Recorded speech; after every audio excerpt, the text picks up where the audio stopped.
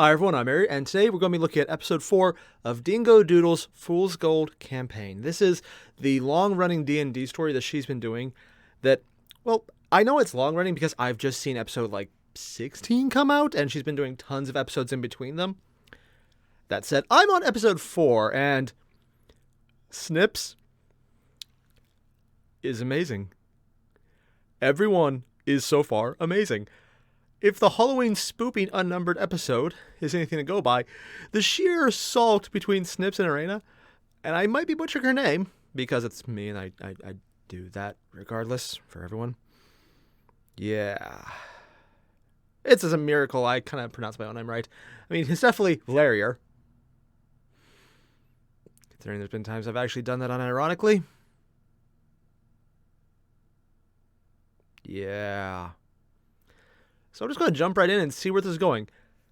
Probably to make me laugh like a fool because, yeah, it's kind of a given. I'm easily amused. I know, no one ever noticed. That said, I'm always really interested to see what kind of shenanigans Dingo's entire crew gets up to because there's a lot of different people I've seen with a lot of different playstyles, and hers,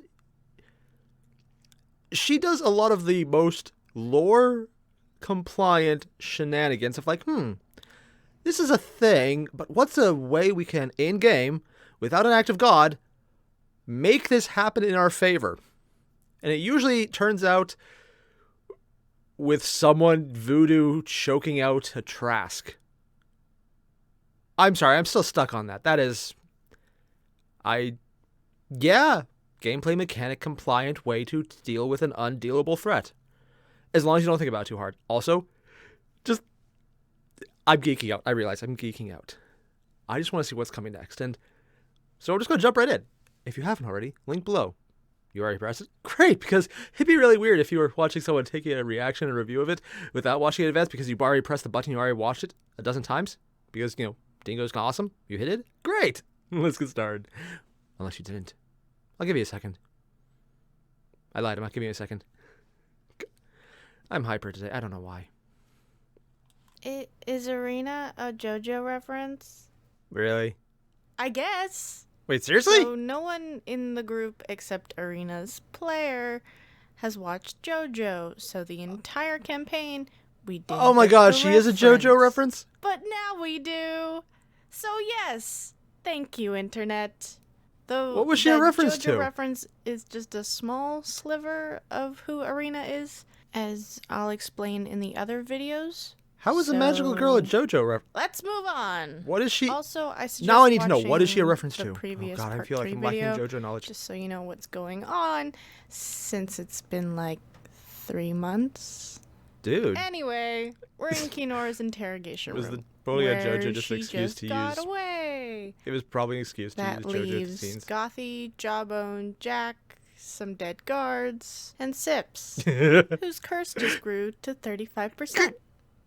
Yay!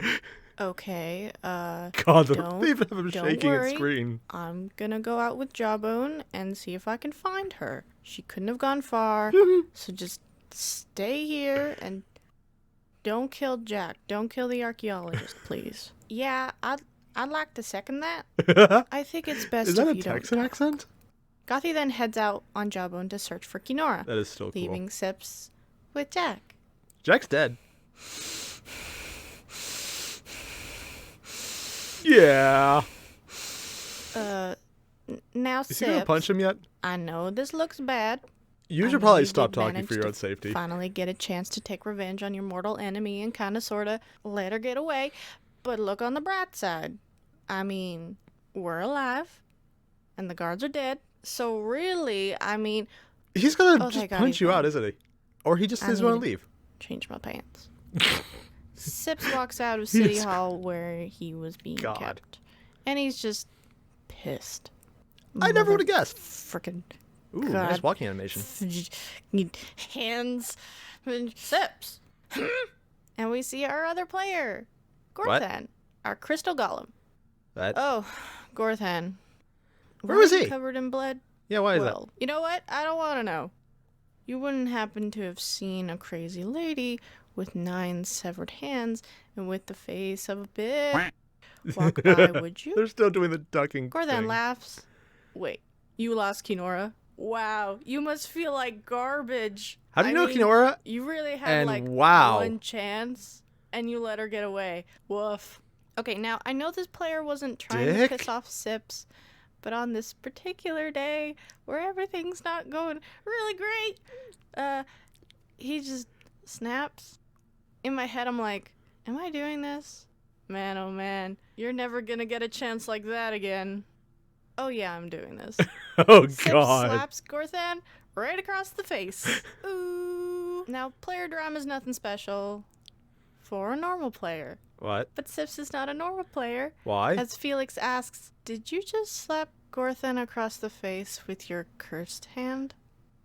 Why? Yeah. Would that matter? Something I haven't told you guys about Sips's curse. What? You guys know that when he casts a spell, there's a percentile chance it can Does he turn have wild, right? wild You know, physical you roll attacks? from the chart, simple. Is that a thing? On top of that, he also has a touch curse. What? Meaning whenever he touches an object or a person with that cursed arm, there's a small chance, we'll save DC of 13, that he curses them. Oh my god! Yeah. This is one of the reasons why Sips is not really that touchy-feely kind of guy. Knowing Now, the the curse dice. can be as innocent as you grow 1 inch taller, to as brutal as you can't cast magic. Ever. Oh. Now, the limits Oh. are you can only try to curse the object or person once. So if they save, you're unable to curse them forever. If you do manage to curse them, you can't curse them a second time. Throughout the entire campaign, I accidentally or purposely tried to What did curse he the do to entire Marina? group. They all saved, though. But I feel like she's a reference I to did Golden not Wind. try to curse Gorthan No, up to probably this Crystal Ball. point. Steel 'Cause Ball I Run? forgot. Steel Ball Run. So he rolls Oh, a no. will save and fails. Oh no. Oh, yes.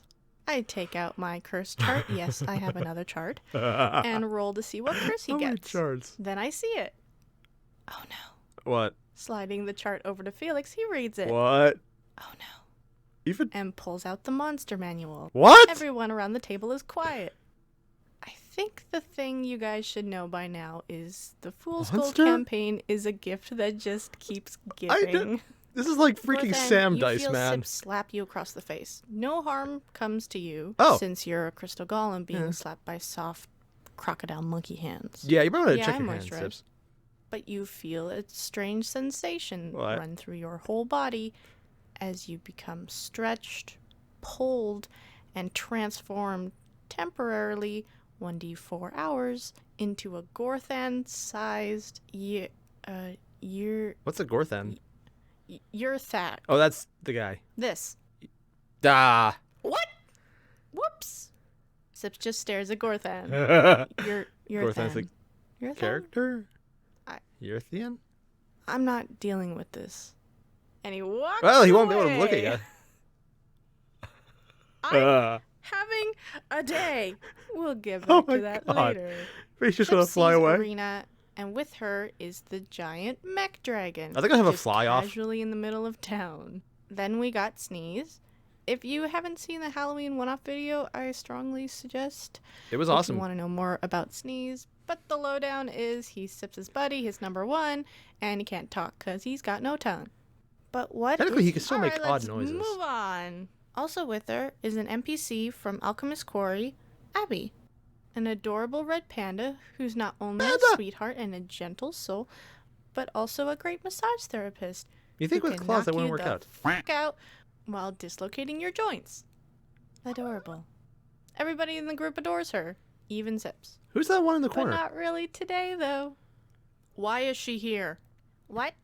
She's one of Kinora's cursed furries. What? She was created by her. Created? Kinora could possess her at any time. What? Who knows how far How? her voodoo crazy magic goes? Possession? What? She could be listening through her giant red panda ears right now. My ears How do they aren't know that she big. was created by? Oh, yeah, talking ant. Whoa, See? Sneeze okay, gets it. Sip. What are you? Sneezes, Sips gets right into Abby's face. Look, Abby. Either you're with us or you're against us. Choose. Is he telling her to cut off her own ears? Yes?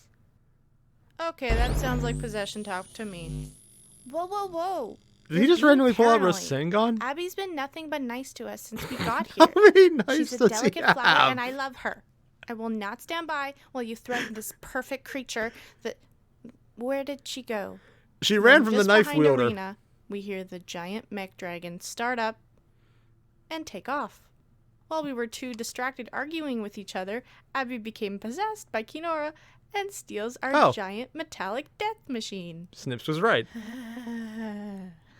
This thing has 2 massive claws dealing 8d8 plus 13 damage per claw, 2 lasers with 20d6, and an EMP blast with a 100-foot radius at 20d6 that stuns for 1 round.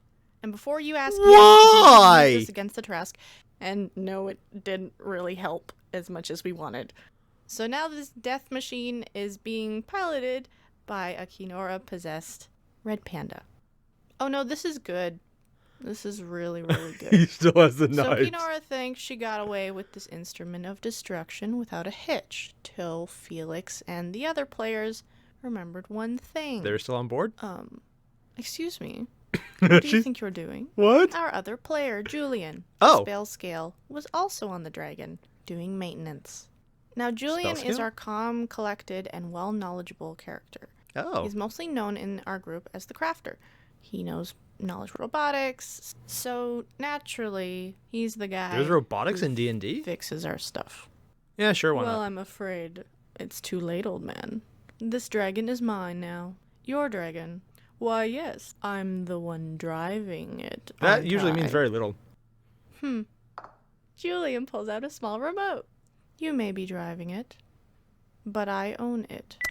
And Julian turns off the dragon. Should you land first? Starts to free fall at 10,000 feet in the air. Oh! Now you may be wondering, wouldn't you simply fly off the dragon, as no one is attached to it? Well, actually, each player has a set of big honkin' magnetic boots that allow us to stick to the dragon's metallic surface. However, you can turn off the magnetic function if you want to jump off the dragon. Why? As Julian goes up to Abby while she's freaking out and turns off her magnetic boots, causing her to fly off to almost her death till Julian grabs her. Now there's a 1,000-ton dragon just free falling towards the fast approaching surface. Oh, so they would have hit by the time it took just to explain all that. And a spell scale who don't give a flying flip. Oh yeah, So it would have death. sorry. Who cares? Turn this dragon right back on. I'll give you to the count of 3. Are you crazy? Yes. 1. Have you seen his companions? 2. You're. Ugh. Kinora stops possessing Abby and. Ah! Yeah, that's about right. I'm sorry, Julian. See, was that so hard? Julian then tries to turn back on the dragon. Tries. But you see, it takes a bit for it to start back up. Well, like a computer warming up. Oh, yeah. Don't be. And they don't have. Is it that Vista? time. Because that'll take forever. Oh crap. You didn't think this through, did you? I lived a good life. Then through all the madness. What? Coming out of the clouds. What? What is that? Could it be? Is it a savior to aid our heroes? What? No. It's Gorthan. Yurthan. What? What? Before anyone can react, Gorthan rolls high enough to grab them before they plummet to their death. We're alive! What the hell is this thing? I still have no Yo, idea, and I then was there the for it dragon being just coming, whatever it is. The ground outside Boom. the city. They're probably fine. No, they're very not fine. Oh god, Arena's face. Woof. Okay, there's a lot of things I want to say, but first off, what is Arena a reference to in JoJo? Because, like, I'm thinking it's Steel Ball Run. It's probably because it's like the desert setup, and that's what I associate with that entire series. I don't know why, but that's just what comes to mind first. But if someone knows, link below, because I'm actually a little annoyed. I don't get it, and it's like, I know my JoJo knowledge isn't the best, but I thought I could figure out a freaking JoJo reference if it's literally right in front of me for multiple episodes, and I never figured that out. And I might be fixating on that just a lot. Yeah. That said, I love how this episode had almost nothing happen. There was only 2 distinct scenes in all of this. There was meeting Gorthan and the aftermath of the horrible Sips failure, and then there was the possession and the dragon. That's literally just 2 distinct scenes, and that's all that happened. But so much happened within each individual section, and this is why I love this thing. Dingo is right. This entire campaign is the gift that keeps on giving for just sheer craziness. Just slapping with the cursed arm, the one player in the group who hadn't been cursed yet, just randomly getting a surprisingly failed will save, becoming the thing they needed to survive later on from a random event that, that had to be plotted out the second he transformed. But just being able to roll with it that fast, on the GM side, that is actually super impressive as far as I'm concerned. That is a matter of mental flexibility and gymnastics to string together completely random events that you had no knowledge of in advance because they're completely random. Dingo, your GM is amazing. Yeah, just going to throw that out there. I think everyone could agree this part. Holy crap. Binders of things going on. Random stacks of statistics. I said, yeah, stacks of statistics, sure. And the fact that when horribly crazy things that have no natural predictability happen, you guys can just run with it and it makes sense. I'm assuming that what we're cutting out of a lot of these videos is a lot of, oh my god, WTF, what the hell? Shouting by everyone when crazy stuff happens. And honestly, I'm kind of jealous because that sounds awesome. Yes, I am still trying to get into the entire D&D thing. I just have failed all this time because I can't do certain things well, like get a group together in person, which is the preferred way I would do it because, there's like a quarantine on right now. Who'd have thought that meeting in person when you can't meet in person is not possible? I mean, sure, I could do it online, but that would involve technology being used correctly. Something I have very much experience in not doing. Meh. I think my favorite aspect, though, my favorite part of this entire episode, not just all the craziness with Sips and his curses and his random rolls, which is freaking amazing. It was the fact that when he called out the freaking cute little red panda, which also great choice for being adorable, and just started saying, she's one of the possessed. It was like, how do you know that? And I was like, oh, wait, actual animal that just became sentient. Kind of like Sips. Okay, sure, yeah, I'll go with that. Unless she was actually a person who was handified furry. I guess that's pretty handy. I said it out loud, and as it was coming out of my mouth, I realized that was no. I actually feel bad for that one. That joke, I apologize for. Yeah, no, not doing that again. Until I forget and do it again, but we're going to ignore that fact. Ugh. I like how the entire time Sips is going over, it's like, no, she's possessed. You're with us. You're against us. You sound possessed. Pulling out the freaking electric Rasengan. I'm just going to call it that. And the entire time in the background, Sneeze is just bringing out knives with his blank face. It's like, zzz. Just that little background animation adds so much character to him, showing that he's completely on board with all the crazy. He's completely on board with all the crazy Sips has, and he's completely on board with massive amounts of really freaking crazy stuff on cute, adorable pandas, because Sips said it's something you need to do. It's just, it's a level of trust and crazy that I find really fun. And it's just such a little minor background detail that is easily ignored, just a quick laugh, but it's characterization and humor all in one with very little dialogue. In this case, none. I like it because that's actually a very good, very evocative touch that shows a lot of detail without having to go into, a lot of detail. That's really a good mark, and I love it. That kind of thing is so fun to see. There's so much happening in this. Like all the characters, hey, they're finally back in. Still had no idea how Gorthan knew. I'm just going to lampshade that as, oh yeah, he was there. You just didn't see him because he was sneaky, Crystal Golem. Yes. I'll run with that one. So yeah, if you haven't already, guys, there's a link below to the original video. Make sure to hit up because that was freaking good. I can't wait to get to the next few. And people keep telling me I'm supposed to look forward to a potato girl. I don't know who that is. And considering some of the things people have said about her in advance, I may or may not be terrified. Because people have said some really crazy shit. Just throwing it out there. So yeah, again, link below. Hit it up. And I'll see you guys in the next one.